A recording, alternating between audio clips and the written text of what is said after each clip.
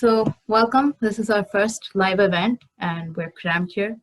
Would like to just help you out with some learning strategies. And even though these are from IBDP performers and the focus of our presentation will be within the context of IBDP, you can definitely apply these to whatever curriculum you are in. Learning is something that you're always learning about. I mean, that's related to our vision too. So you're always learning about how to learn and you're always trying to find ways to improve how you learn. So at any stage, it should be useful. So let's go ahead and start. Today we have, so here, this is our live event. It's our first live event. We hope to do more of these in the future based on how this one goes today. So we hope you have a great time. So yeah, let's go ahead. So first, would like to introduce you to what Cramcure is. So I am Vaishnavi. I'm the founder of Cramcure. I started Cramcure actually a while ago, but we have been making things more accessible for our students and for other high school students. So we thought of introducing new services and really restructuring the whole thing. So Cramcure is an online education-centric organization, and we strive to help students help high school students in particular make their learning more worthwhile. So these days, what learning has become, and it sadly is in this state, it's still very rote, and there's a lot of focus on just memorizing and a lot of pressure, and it sometimes becomes very difficult to handle and actually connect to the content you're learning. So what we want to do is help students connect their learning to what makes it worthwhile. And what we believe makes learning worthwhile is when you center it around the key values like time management. And these are some values we'll actually go over in the presentation. So time management, and then self-reflection. I think I have people in my waiting room. No? Okay. Self-reflection. These are things that are what learning is centered about. And we've helped provide students a more personalized and comprehensive learning experience through our range of services. Our vision is to empower the truth of learning and help you do the same. Offers. So we have a range of IBDP services actually right now that has been launched. We recently launched it just a little bit before, it's been almost a week. So we've already had a great group of mentors. Over 10 of our mentors have gotten a 38 plus. And we have mentors who have scored 7s in almost any subject you can think of, whether it be sciences or English or even visual arts and history. So we have a great wide variety of subjects we can help you with. Our services right now that have launched are first one-on-one mentoring. So one-on-one mentoring, you get the opportunity to connect with the mentor who shares similar experiences with you. And some of the attendees here, some of our panelists here are actually mentors, so you can get to connect with them more. We also have a resource database that we plan to launch soon, but we're working on it. So we have actual graded coursework from our mentors, and we also have resources that Cramcure is authoring. And these are some resources you may not be able to find elsewhere. We go over things like how to use IB resources that are available online, as well as we plan to author our own study guides and help you out with that.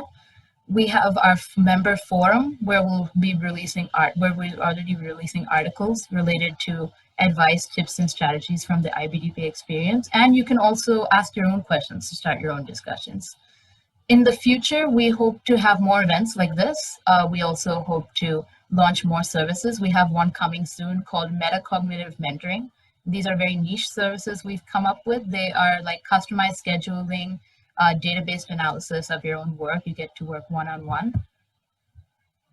And we also have service projects that we use with our revenues. In the past, we have actually done service projects with local schools. We did a donation once for 25,000 rupees using our revenues to help schools with their educational equipment and their facilities. So without further ado, in case you all needed a refresher on what the IB Diploma Program is.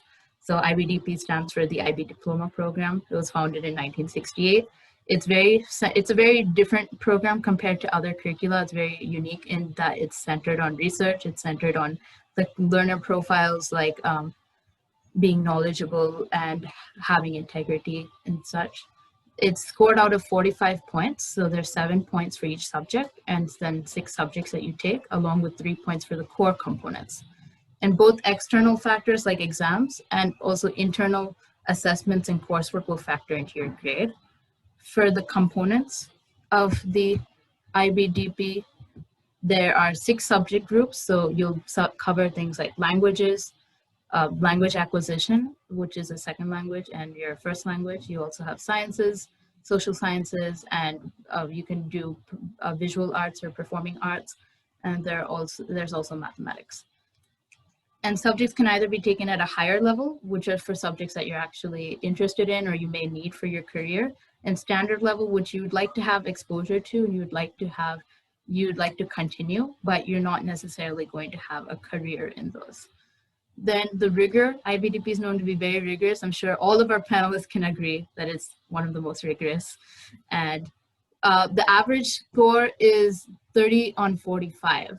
And getting a 45 and the scores that our panelists have is extremely remarkable, because if you take a 45, only 0.5% of people get a 45. And there are around 150,000 or more students each year. And that's from the IB Statistics Bulletin. So hope everything is clear up till here. And then let's introduce our panelists. So each of our panelists can introduce themselves one by one. We'll start with Siddharth Devan.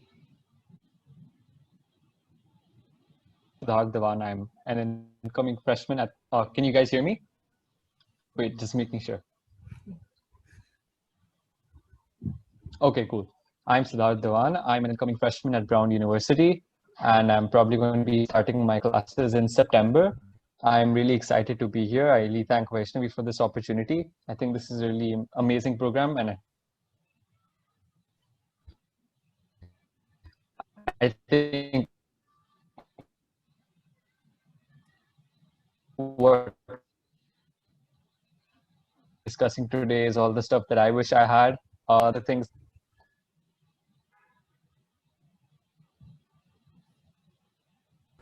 I think Siddharth is having issues with his net. Yeah. Well, Siddharth, maybe we can come back to you after Oh, okay. the other panelists. If that case. Okay. So Rupa. Hi everyone, my name is Rupa Chalavadi. I am an incoming freshman at the Johns Hopkins University, and I will be studying neuroscience there. So what else am I supposed to say? Okay, my classes are going to start in about like a week or so. And I took, the 3 subjects that I took at the higher level were biology, chemistry, and mathematics. And I achieved a total of a 43 out of 45 for my final IBDP score, and I'm just really pumped and honored to be here.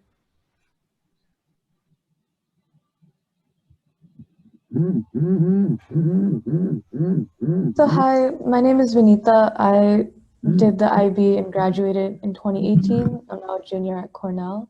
I took English, business, and economics as a higher level, and I hope you guys enjoy this panel and find it useful.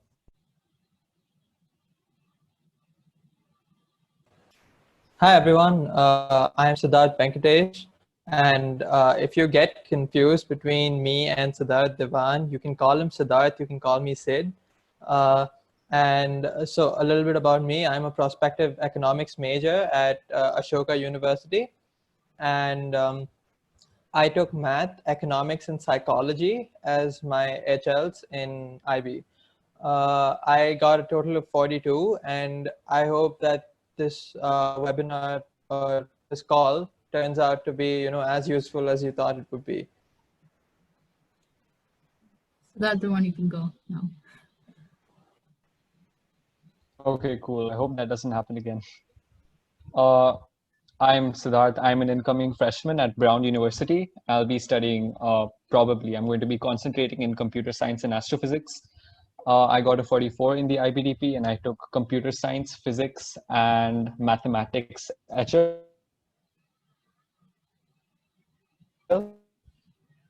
I hope you find this really interesting, and I really thank Cramcure for this opportunity. So I guess I'm the last to introduce myself. So I'm Vaishnavi, you probably already met me, but I took math, physics, and business management at a higher level. I'm an incoming freshman at the University of Pennsylvania, and I am for an engineering, the general engineering. I haven't decided my exact major.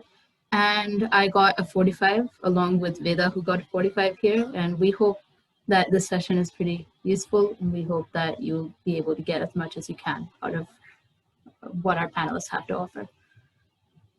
So without further ado, so we will go over specific themes about learning strategies.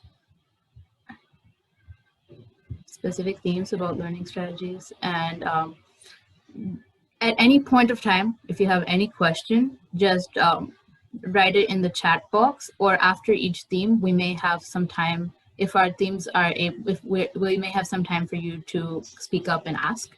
So just let you know. So without further ado, let's go to our themes. So the first one, being resourceful. So as an IBDP student, there is a lot that there are a lot of resources out there.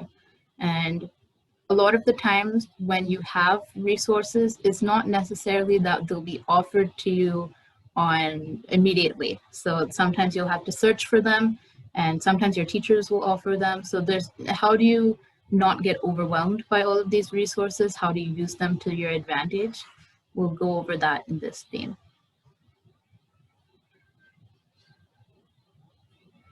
So Siddharth, do you have anything would you like to begin? Yeah, thanks, Vaishnavi. Yeah, sorry, I'm going to be switching off my video to reduce the latency. I think you would have read that in the chat. Anyways, I think the first point is extremely striking, at least to me, because I had a bunch of scary situations where I was a bit confused about asking questions and about how to interact in the classroom.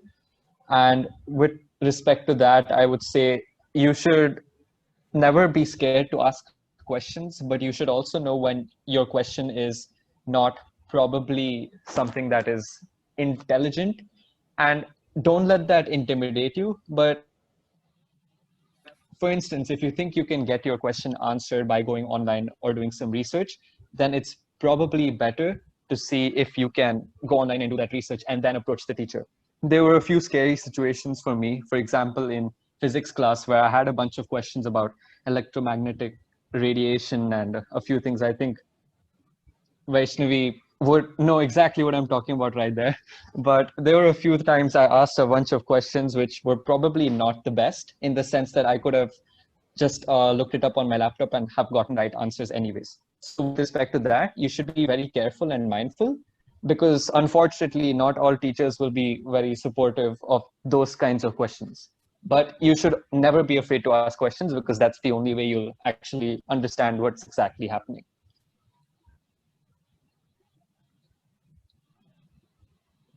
Okay, so taking it on from where Veda left it, as she mentioned, do not try to confuse yourself with too many resources. And if you're studying one chapter, don't keep switching.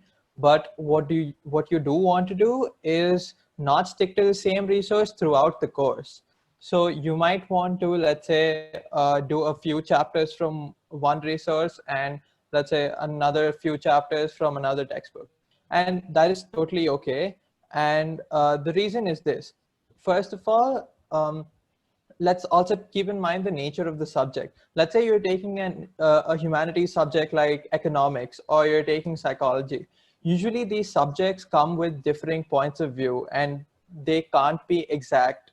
They're not like the sciences where you have a single formula or a single answer to a question. It's usually you have a huge scope for debate.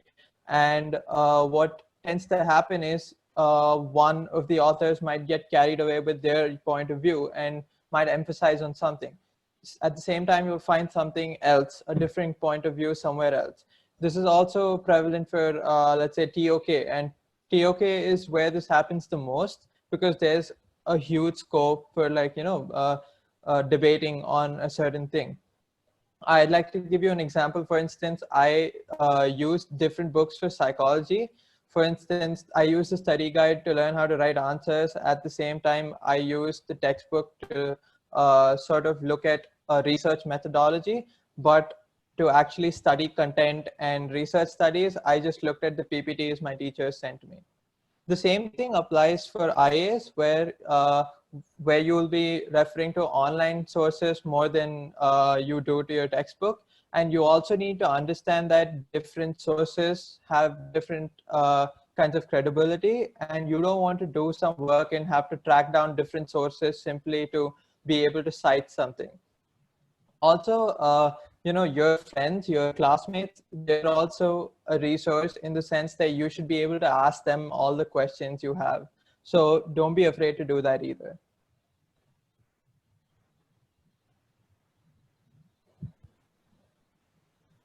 Okay, I think I'll be carrying it on from here. So I completely agree with what all of our previous panelists have said. And yes, you should not try to spread yourself out too thin, because what'll happen to you then is that you won't be able to use any of the resources you try to in an effective manner. So just going back to, again, emphasize what our previous panelists have said, different subjects require you to utilize different kinds of resources. So I think Veda gave some really good pointers about that, and so did Siddharth Venkatesh. So I'll just be talking a little bit about a few browser extensions that I found really useful, as well as ways to just kind of organize your resources.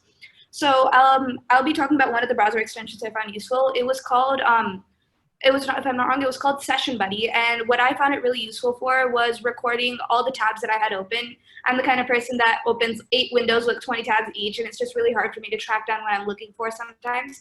And I found Session Buddy really useful. Again, this is not like some official plug or anything, I just found it useful. So it was really useful in terms of coming back and citing resources after I'd written like a paper or an essay, or especially in terms of TOK and my extended essay, just that thing helped save my life. So Session Buddy for sure. And if I'm not wrong, right after I'm done, I'd ask Veda to talk about another one that lets you highlight certain information right on the web page or the PDF and save those highlights. I think she found that extremely useful. So there's that. I'll have her plug in the name right after I'm done speaking about this real quick. And about organizing your resources, I know people say folders on folders on folders on your desktop, on your Google Drive or whatever. But what I found that was most useful during my time in IB was having all these folders ready, yes, but also downloading everything that I ever thought would be useful, and only dragging onto my desktop the stuff that I've actually opened and used. And I'd kind of just leave it there until I was done using the resource and then put it into the folder, because once you put it into a folder, you kind of never really open it again.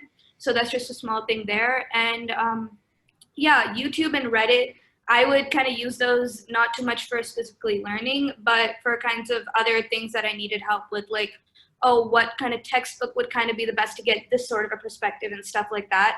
And again, your teachers are amazing resources when it comes to which textbooks to use and what to follow for what chapters specifically, because they for sure know what they're talking about. Don't doubt them. They are an amazing resource.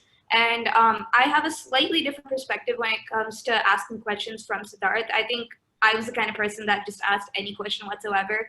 And it really does depend on your teacher, because sometimes teachers don't appreciate all those extra questions. I know some of mine didn't, but sometimes if you go to them after class or when they're free, or like email them with questions, they can be incredible in terms of like pointing you to the right resources to learn more.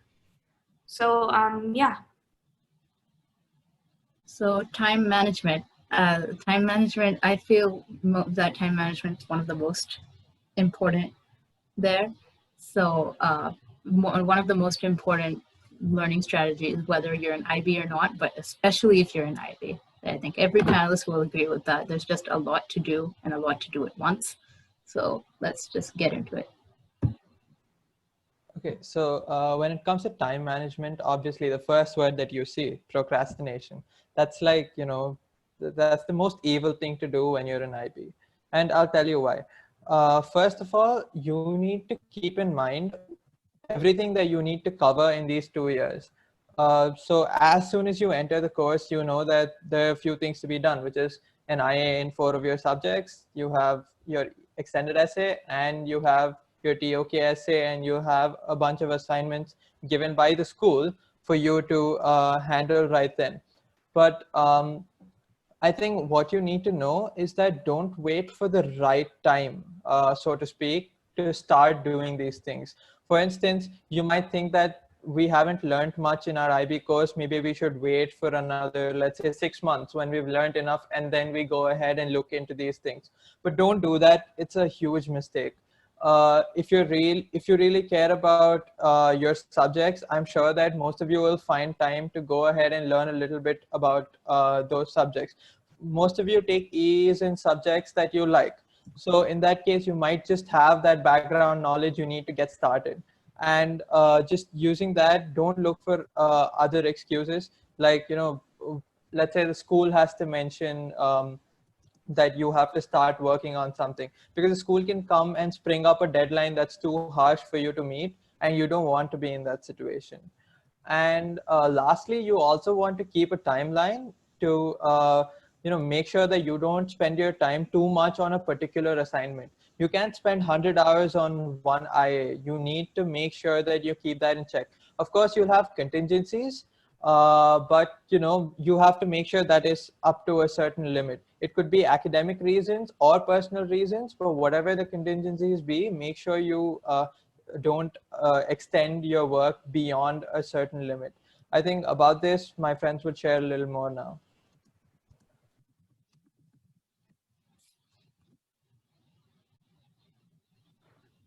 Okay, I was going to talk about making schedules and keeping up with all the assignments and deadlines. So one thing I like to do is I like to have like on Google Calendar or something, you should like specifically put the deadlines you have. And then separately, I like making like a to-do list or something for the day's plan, or if I can maybe plan for today and tomorrow.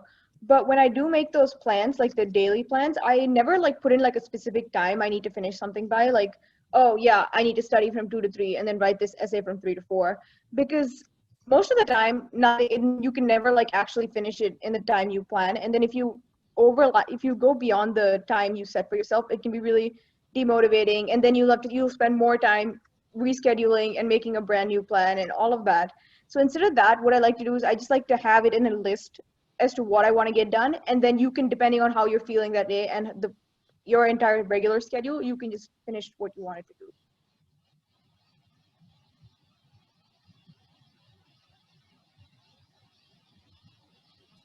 Okay, so I completely agree again with what the panelists have said, and I'll be talking a little bit about prioritizing, optimizing, and flexibility. So I was never really one too much for a schedule. So if you're kind of like me, what I would suggest is trying to figure out what you want to get done, when you want to get it done, just in your head. Because whether you think about it or not, you in general have a schedule of what you're doing in your mind, even if it's not like written out. So in terms of prioritizing tasks, I was always the kind of person that would want to get the hard stuff out of the way first, so that when my brain power is like really low and stuff, I can still get the easy things done. So that's kind of what I would suggest. Get like the hard stuff that you need to get done out of the way, and leave the easy ones for times when you feel like, for example, I don't work the best late at night, but you do have to pull a couple of late nights for IB, and that's just something that comes with the curriculum that no matter how well you plan, I think is really hard to avoid. So I would prioritize my hard tasks first to get done, and then my easy tasks later at night when I wouldn't have to focus as much. And for the short-term versus long-term things, I think what's really important in terms of IB is chopping up your long-term tasks into smaller short-term ones. So for example, your extended essay is just a huge monster to tackle, and there's no way that you can say, oh, I want to get my extended essay done in this specific amount of time and actually get it done in that time. That's very difficult. So that comes again towards flexibility. But one thing I would strongly suggest for trying to prioritize your tasks, split your long-term tasks into smaller sections and kind of prioritize those and kind of figure out when those work with your short-term tasks, because you can't exactly say, oh, I'm going to finish all the long-term ones first, because then you won't have time for short-term, and vice versa. And for optimizing your time, I think that it's really important that when you're working, you're actually getting work done. I personally believe the philosophy that if you're sitting at a desk and you're trying to get something done, you should be getting that stuff done. So don't have Netflix open, don't have like fan fiction open. Try your best to minimize all those excess distractions. And again, that's just very general advice. And I think something that's really important in terms of IB is flexibility. So I personally, I don't think I've had a single subject where my IA or my my extended essay, my TOK essay, my TOK presentation be it. There's not a single subject where I started out with one topic and actually ended up doing that. And I speak personally for this. I took a lot of sciences, and even in mathematics and English and economics, which I've taken, there were times when I've had to scrap my whole IA and restart. And I think it's very important that you're flexible enough to be able to do that. So start ahead of time, try to get your stuff done ahead of time. And even though it can be difficult, make sure to try your best, because especially when it comes to sciences like chemistry, my experiment failed, 3 times? I had to go through 3 different experiments. And I had to allocate time towards making sure that I was able to have that process, have that time to kind of let these experiments fail, pick a new topic and redo it. So you have to be proactive in your time management in that sense. There's just a small thing I'd like to add based on what Rupa said right now, is that she talked about breaking your assignments down into smaller chunks. Sometimes it can happen that when you have small tasks at hand and then you look at the bigger picture. So let's say you have for your extended essay, you have data collection, but before that you have to contact people for data collection. And after that you have data, and then you have to research how to analyze it. Then you learn how to analyze it and you analyze it, and so on and so forth. You have like 10 things to do before you can complete your EE. The same way, there's 10 things to do before you can complete your IB. But at the same time, as you're doing your IB, you have college apps and all the other extracurriculars that you're into. You look at everything in one big picture, and I assure you, you're gonna get a headache or some panic attack or something else that's super crazy. Instead, what you can do is stop looking at everything at a whole at once. If that's a problem for you, try, as they said, focus on today's small assignment. Let's say you have to contact 10 people to collect your data. Let's say you make it a point that you're going to call 3 people today for your data collection. Make sure you call those 3 people today. Don't think about who you're going to call over the span of a week, but think about those 3 people today and make sure you get that done. And if you can't, let's say you only are able to call 2, make sure you finish it in the next day. Don't leave it beyond that, because then your work just starts piling up and then you have this whole domino effect problem. So don't put yourself in that situation. That's all I'd say. Mm-hmm. And one more thing I want to stress, especially when it comes to IAs and stuff, it's okay if things don't work out the way that you want. I know that when my my chemistry failed, my bio failed, my math, I had to pick a new topic. Like, you come to me, I am like the god of things just not working out. So it's okay when things don't work out. It will work out in the end. Try not to panic. Reach out to your teachers, and I cannot stress this enough. Like, my teacher was upstairs when my chemistry experiment failed. Like, he was upstairs in school. I quite literally ran up to him and told him, and he was able to help me work through it. So try to find people who you can rely on to help you work through these difficult situations, because it's not a one-man band. You cannot get it done if you don't try to reach out to others for help. So just, again, don't worry, don't panic. Try your best to reach out and try to get it done still. Okay. So at this point of time, does anyone have any questions that's related to like time management or even being resourceful? You can either ask in the chat or you can unmute yourself and ask.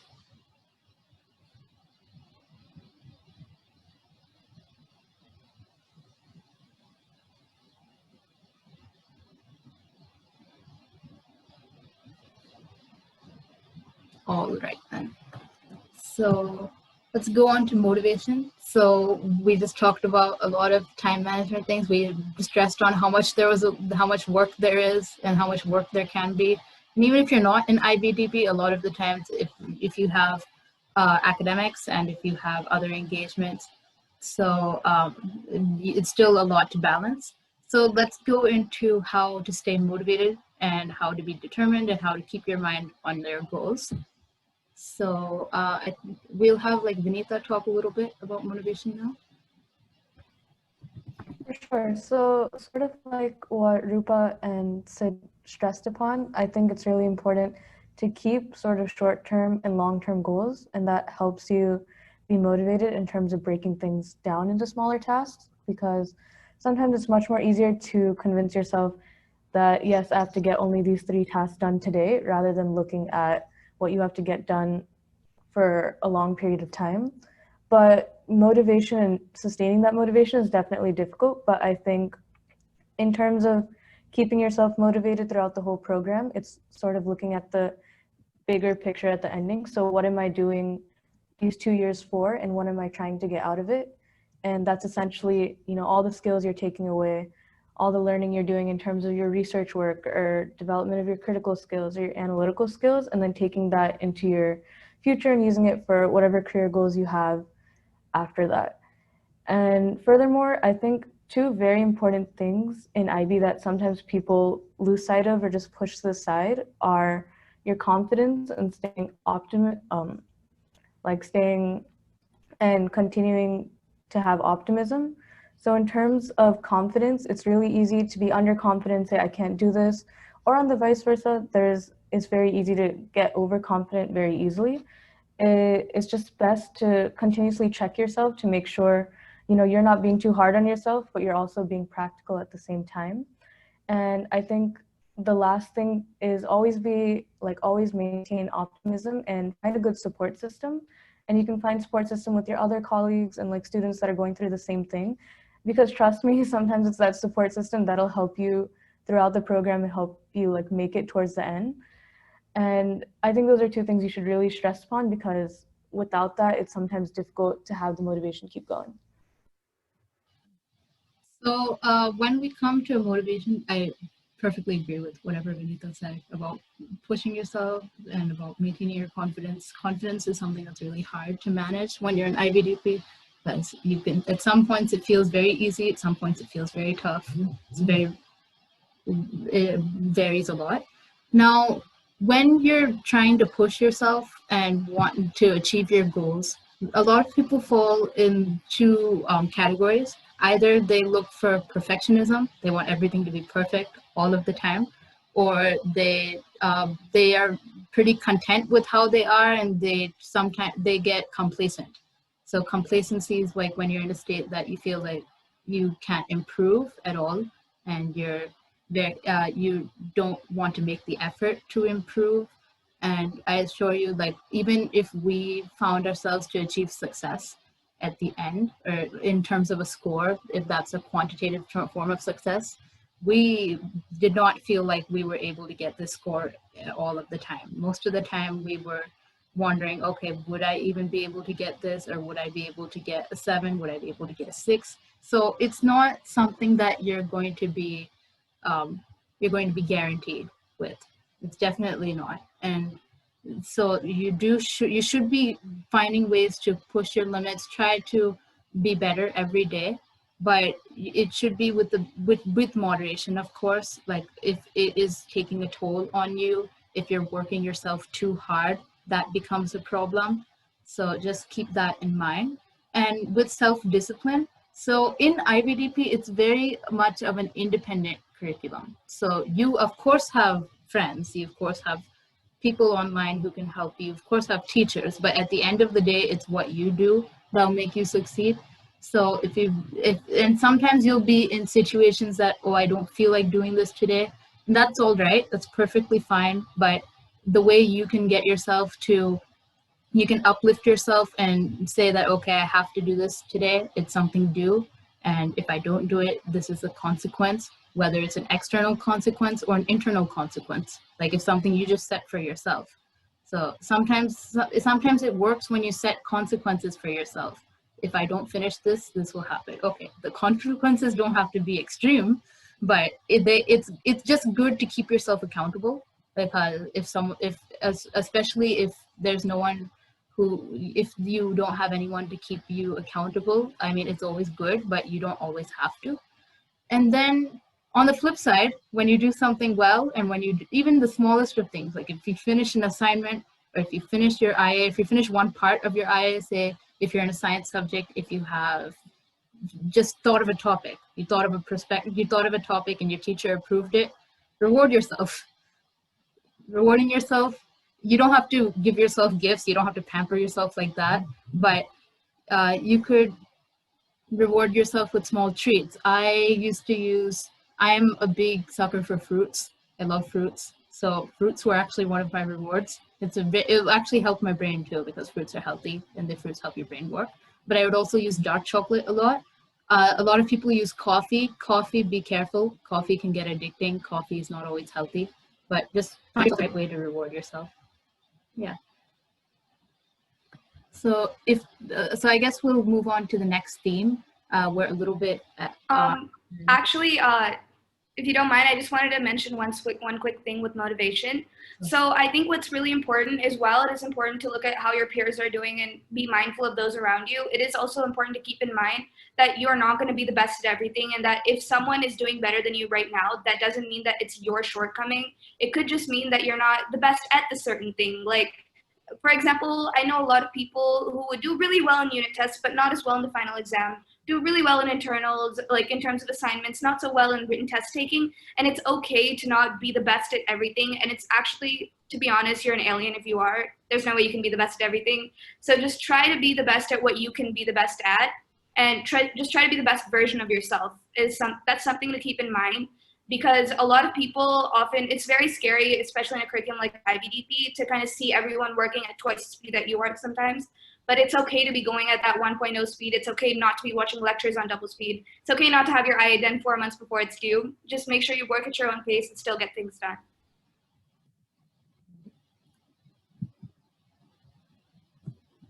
So the next theme is balance. There are many things to balance, whether you are if you're considering the IBDP as one element of your balance, then you also have a social life you may want. You also have, maybe you have your own passions, you have your own interests, you want to spend time with your friends, you want to spend time for yourself, and those are all completely valid. Then within the IBDP, you have your core components, which are CAS, TOK, and EE. You have subjects for which you'll have exams, you'll have assignments. Then you also do have to spend time with the subject nonetheless, even if there's nothing going on. So there is a lot to keep in mind when you have a balance. So I guess we'll go to Veda to start things off.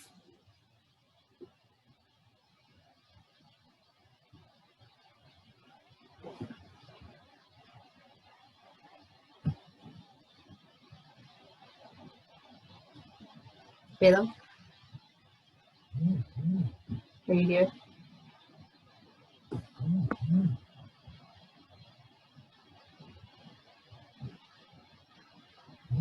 I can fill in the meanwhile. I think a very important point, even though it's written last on the slide, is probably about relieving stress, because when we're talking about balance, especially, it's about being fair to yourself, and also about being fair to what you think is possible in terms of how stressful you think things can get and how stressful you want things to get for you, because that decision is always a very tricky thing to find out, and it's only through you are able to figure that out.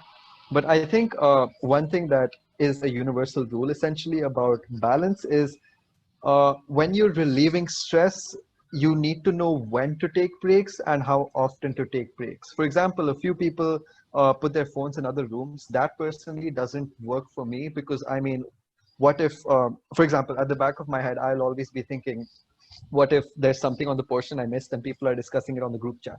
So for that reason, I mean, you could keep the phone next to you, but perhaps keep a limit on how often you check it. For example, what I did in IB is I did 1 hour of concentrated studies, and then I checked the phone for 5 minutes, 6 minutes, and then I went back, and I essentially iterated this process over and over again. So that is something that you could do if you think it's favorable for you. Another thing that I did was listening to music on 2-hour intervals, which is something that you could do if you really like it. But, okay, and this is another thing that varies from person to person, but I would personally not recommend listening to music while studying, because then you remember the lyrics of the song and not what you're actually studying. But that's just me. If you think it works for you, then that's just great, and you should go ahead, because you are always the best judge of yourself. I mean, if that's what the saying is, I have no idea. But yeah. I think Siddharth. I think I can pick off right where he left. I had something similar to say, so I can pick up right where he left. So I'll tell you guys this. There's a lot of work. We've made that very clear. But, you know, there's some things you do and something you are that makes you you. So just make sure that along this way, don't lose yourself in whatever IB needs you to be. IB like models people because of its, rigid schedules and like overwhelming workload. But if you become a person that does everything the IB way, you might just lose on what you used to do before. And about the music thing, just also know that it is very person to person. I had like this playlist which I listened to every time I opened a textbook. It's different for everybody. You don't forget the thing you studied and just keep your lyrics in mind whenever you study. That doesn't happen. Uh, but that said, another thing you should remember is friends and family. They're very important. Uh, you might get stressed, like he said, you might get stressed, you might let the stress get to you. But what you need to know is that whatever your requirements be, your family is around for you. If you have a personal problem or you have an academic problem, let's say you need help with something, your parents will be there for you even to do that. Some of you will have elder siblings. They'll also be able to help you in case they did IB or whatever. They'll be like your perfect advisors and all. I'm sure Vaishnavi knows about it.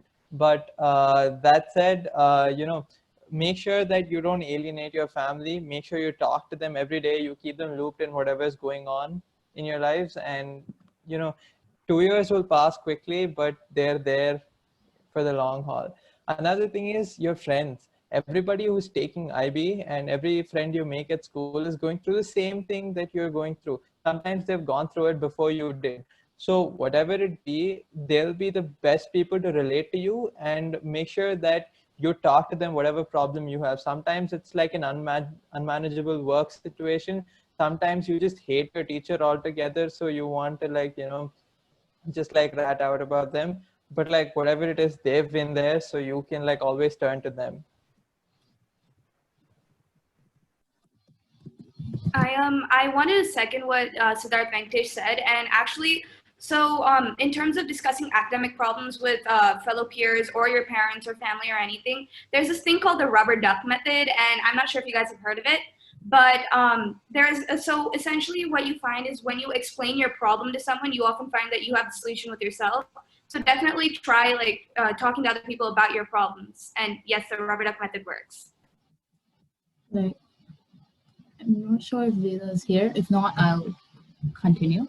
So the rubber duck method, good method. If you guys find that useful, it's useful. There are so many theories actually related to edit. Like there are many learning strategies. Cramcure will go over them, but make sure at the end, not everything works for you. So you do have to experiment a little bit, and we'll go into that a little bit later. Okay. Also, Vaishnavi, in case Veda is not there, I can fill in on her social life and academics thing.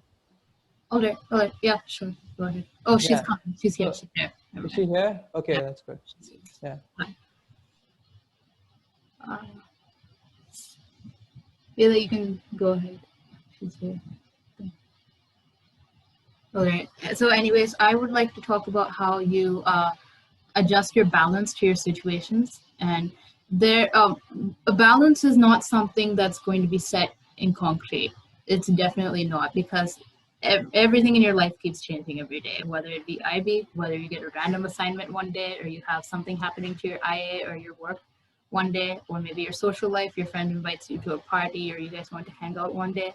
So these are things that they fluctuate and they change. So you have, when you're balancing yourself, when you're trying to find what keeps you sane while you're balancing all of these aspects, you do have to look into the changes to these aspects. So say if you have, and for that, you do have to have an idea of how to prioritize what's more important. And don't worry, academics is not always the most important thing. So it doesn't always have to be IB over the world. You also do, if you, so a culture, I think, not a culture, but I guess a concept that helped me was the work hard, play hard kind of culture. So when I have work, I'm 100% into the work.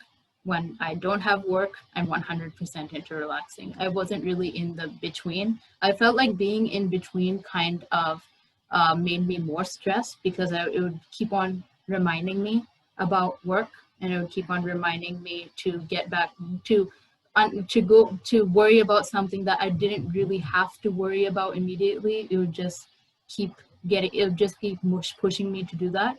So that's something that I found useful. And also with the balance, you do sometimes have to make sacrifices. So and it depends on prioritizing again. So two aspects that can help you prioritize what is more important at a particular time are how long you have for that. So what is the timeline for that particular activity, or when does it have to be due?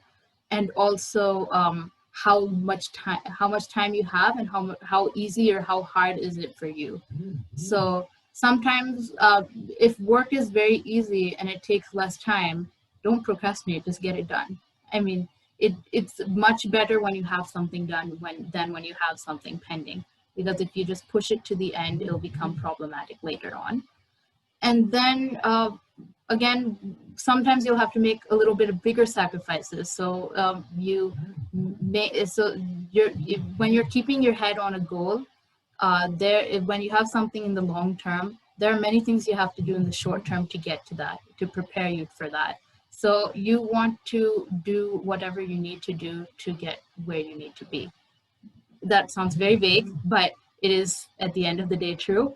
So sometimes your academics will become more important. When you have an IA, you know that, and you need to get it done. We're talking a lot about IAs because that's a more recent thing for us. But again, along with an exam, if you have an exam coming up soon, you do have to, if there are any social events going on, try to minimize your time commitment. You can always still go, but just be mindful of that. And again, when you're making sacrifices, try to avoid burning yourself out. So you may sacrifice everything just for the IBDP. Burning out is just when you're just continuously working like a machine. You keep on doing work, and you keep on pushing yourself to do one particular aspect until you physically can't do it anymore. So that is very unhealthy. It doesn't help you in the long term. It makes you less resilient, actually. So it's very delicate, all of these. It's so delicate on how much you should push yourself and where you have to put your natural stopping point to it. And again, physical health. At the end, don't be sleepless all of the time. Sleep is so important. Sleep is very important. So I will tell you the reason why sleep is important, not just like how health professionals say it, but it's for learning. Sleep is the time your brain actually organizes information you learn. If you learn something new, it segregates it into short-term memory. It segregates it into the parts of your brain. So just keep in mind that you need to get your sleep. So yeah, we'll go very briefly, very quickly over self-reflection, and then get to the questions, because I know we really do want to address all of your questions. So I guess I'll just summarize this very quickly so that we can get to questions. So self-reflection is basically just you should constantly evaluate yourself. You should constantly think, what am I doing now? What is working for me? What is not working for me? What I need to do later. So that could be your strengths and weaknesses. So that could be your subject-specific strengths and weaknesses, how well you study. So I'm one that takes a long time to study. Like, I need more time to study than a normal human being. So that's one of my weaknesses. So I have to work around that. I have to work around that to make sure that I am able to do things on time. Evaluating how you spend time in the classroom. Classroom is such a good, important resource, how well you ask questions, like Siddharth went over. So evaluating that, and experimenting with what works best for you. So how you learn, whether you like to speak things to yourself, whether you like to have a more visual aids, what time of the day is a better time for you to focus, where you learn. So I guess Rupa may have a little bit to add here, but I like to change my learning environment a lot. I like to study sometimes sometimes outside, sometimes inside. So there are many weird learning environments you may have. So that could be something you can experiment with. Okay, so I guess I'll take it from here. So yeah, so in terms of experimenting to know what works best for you, don't like be embarrassed to like try random stuff out. Embarrassingly enough, I like to study in like small confined spaces. Like I would sit in like the corner of my closet and study there, or I'd sit like in the corner of my parents' bathroom and study there, just because what I need to study is a completely noiseless and distraction-free environment. And like Pachava said, sometimes it takes a little bit longer to study than you expect, and you should be okay with that. You should be trying to kind of like get that done. So yes, studying closets, it works.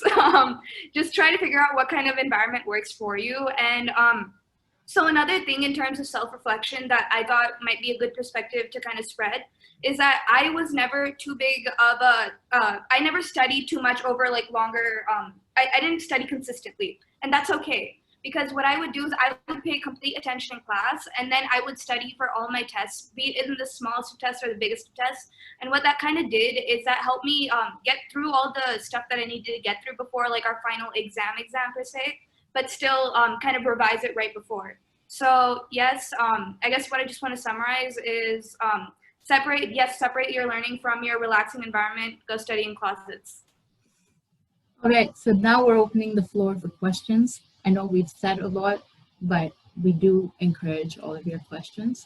And if you don't, and we also have some questions that our attendees have sent via the ISVP form. So we'd like to address those as well.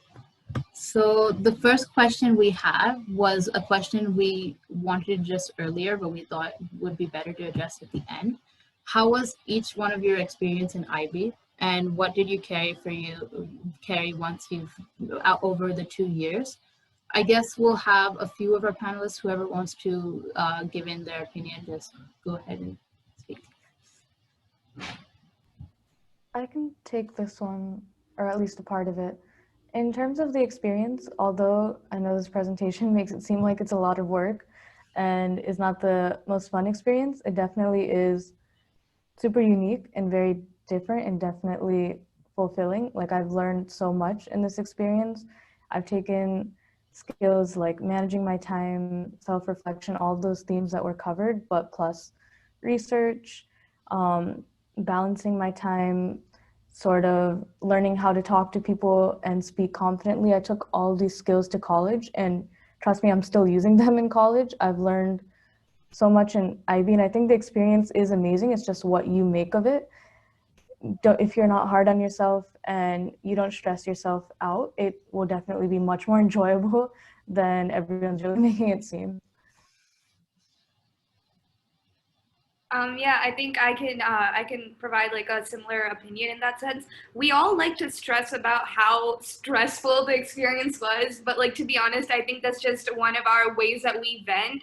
So while it might seem really scary, know that you too will become part of this community that enjoys complaining about it. So sometimes I feel like we enjoy complaining about stuff and exaggerating stuff a little bit more than it actually was. So it is a lot of work, yes. Don't go into IB thinking it won't be. But it's also something that's humanly possible. I mean, we all have our own flaws, we all have our own problems, but we were able to kind of work with it and kind of make it our own and kind of use it to our advantage. So while it was a horrible, completely brutal and like menacing experience, it really wasn't. You still do develop a sense of community, and you do still develop all these other things that are extremely useful.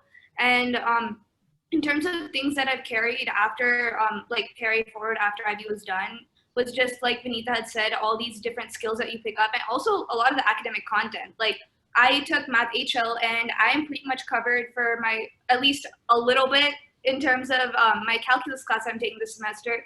So in terms of it being equivalent to APs in some sense, it does help you cover a little bit more syllabus than other things if you take them HL and you take them like the specific subjects you want to relate to college.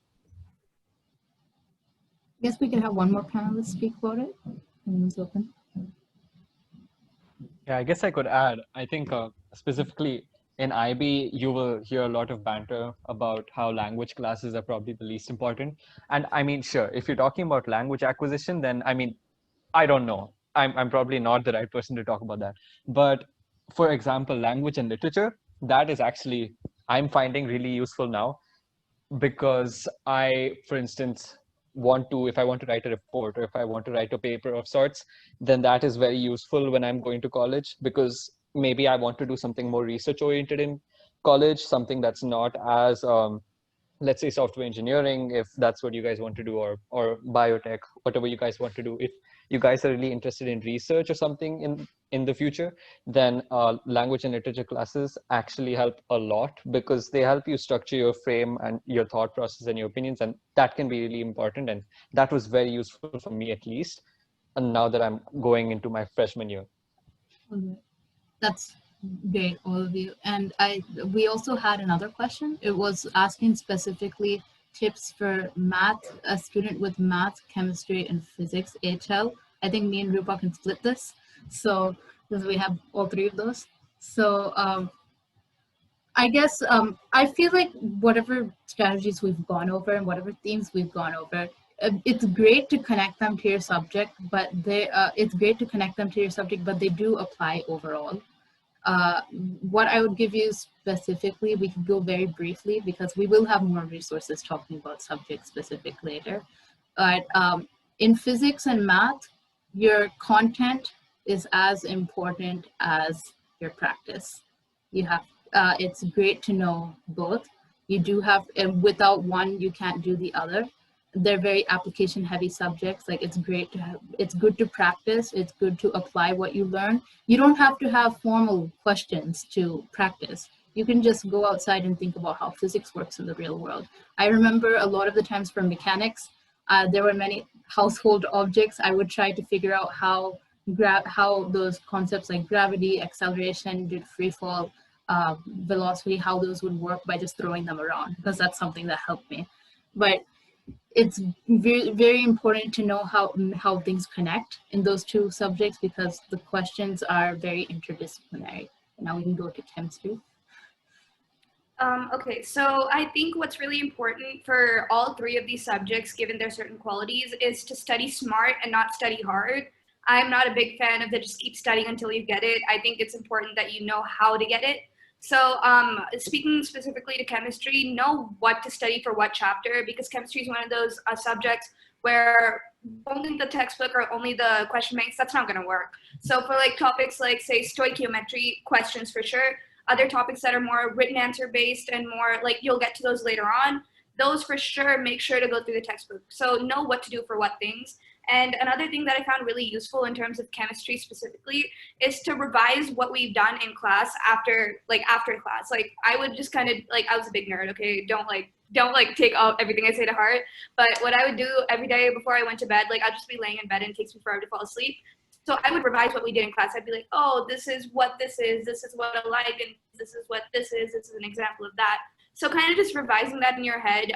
I didn't do it with any pen or paper or anything, but I really do think that helped me kind of keep all the content, because chemistry is a very content heavy subject. It helped me register everything, and doing that every day night after every class or just during lunch or something, that really made it so that I wouldn't have to sit with the textbook and everything look like it was new. It made it look all familiar to me once I sat with the textbook.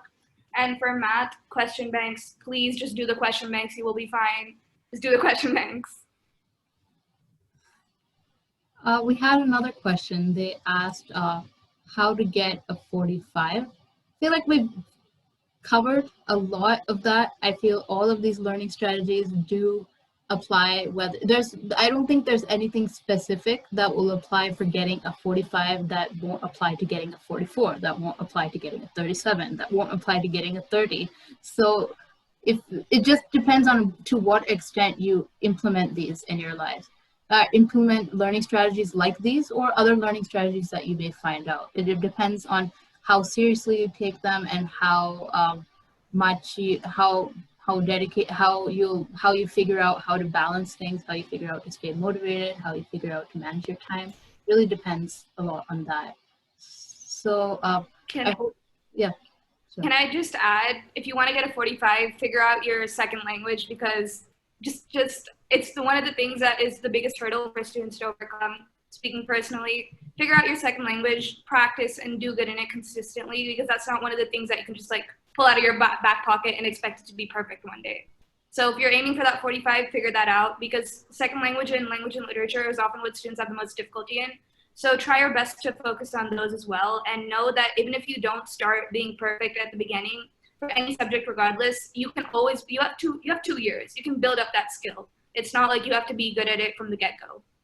And I think one really quick thing to add, I know when it comes to IB, everyone's always looking to aim for that 45, but at the end of the day, your score is not everything. You're so much more than a score. No matter what you get, the score is not going to haunt you for a lifetime. I promise you. I've never once had to use my score in college for anything. So even if you don't get that 45 or the score you don't want, don't stress. Just try your best. And that's honestly all that matters. So what you get out of it, it's not the number at the end of the day. And also, like Vinita said, sometimes the outcome is not in your hands. Sometimes things just don't work out. Your paper can end up in the hands of a bad examiner, a good examiner in a bad mood. It could just, not be the thing that your examiner wanted to say that day. A number of things can happen. And, if you really deserve it, you will at most be in that, you will at least land over a 40. There's no chance if you work for it, you're going to drop too drastically in most cases. Unless you're in May 2020, that's not going to happen. But that said, don't be too bogged down by the outcome. Sometimes people get stuck at a 44, and while that seems utterly frustrating, it's everybody who gets a 44 deserves a 45. And it's the same for everybody who gets, let's say, a grade or two lower than what they aimed for, but that's all right. And the learning outcomes that you get from this subject, any subject or any part of IB, like even if you don't achieve a 7, but you work for that 7, you will still get all the learning outcomes that come out of getting that 7. And I think that's as important as getting the score itself. I hope I'm still open to any more questions, but in case you don't, I feel like that is a great way. That's a great mindset to have. Just this last question, this recent question was such a good question to summarize what we've said and to put everything into perspective. We do have one question though. I've received it privately. It was what do you think will happen to the IB in light of COVID-19, and how did you handle IB when COVID-19 happened? So I guess our May 2020 candidates, the majority of us are May 2020 candidates. So how you were able to handle that, if anyone could give a quick answer to that. I would love to go if you guys don't have anything to say. Was saying I had to sneak back into school to do my chemistry IA, but what I would say is stay motivated. You will figure out a way to get it done. If you are, just go through the back door. And it's not entirely bad. I mean, Yeah. There are lots of benefits of staying at home, but I guess one of the changes I think will keep for us, like for our exams, IAs had a high importance, more importance than it did earlier. And I am not one who does well in IAs. I had to work a lot to get those IAs to be what they needed to be.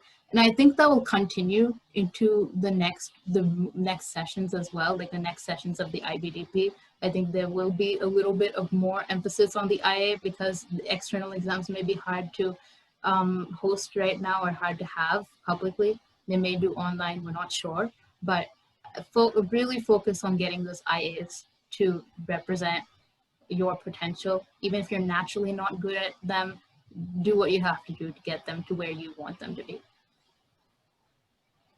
I think it's not just COVID-19. There could be anything that pops up in whatever session you are. There's just nothing you can do about it. You just have to find a way to adapt to it. For people who were in May 2020, it was just about working on our IAs a little more. For the next batch, God knows what will come. So whatever comes, just be mentally prepared to face anything that might just hop into your way. But also with respect to that, even though like there's a lot of uncertainty, as Sid just said, and as the panelists have said, you should definitely work on your IAs as soon as possible when you get your mentors or however that process is allocated in your particular schools or institutions. Because for the IAs, because the IAs are definitely going to be there no matter what, based on my information. And no matter how important they are, there will be some percent. It could be as low as 20%, as high as 25 to 30 in some other subjects. But if you start working on those as soon as possible with a mentor, of course, don't start working on an IA without getting approval about your topic, because that can lead to a lot of issues. But if you work on that as soon as possible, and if you're in 12th grade right now, for example, then definitely focus on that. And then perhaps after that, you can focus a lot on the exams as well, or however the process is planned for the future years.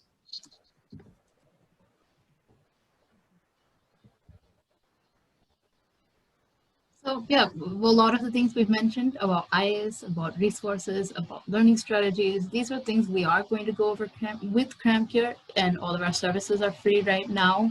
This moment will provide you resources, will provide you a one-on-one mentor, so you can talk to people like our panelists who have gone through the IBDP and who've gone through the IBDP and who can give you personalized help. And you also can ask your general questions on our forum. Our vision is to focus a lot on metacognitive learning. So that is just learning about the learning process, going into more depth than just superficially learning, superficially getting things memorized. We really want to go into how learning works and how you can apply that to your high school careers. So you could contact us here. It's been such a pleasure for all of us to speak to you.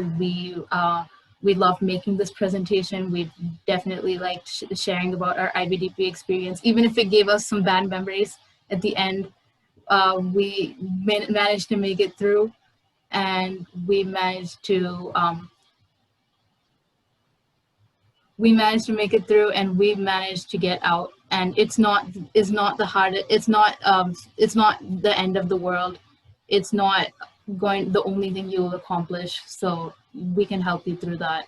And thank you all for attending. I know it's extended a little bit longer than we predicted, and we hope to have more sessions. We hope to interact with you all more. Stay tuned with us. We have all of our contact information.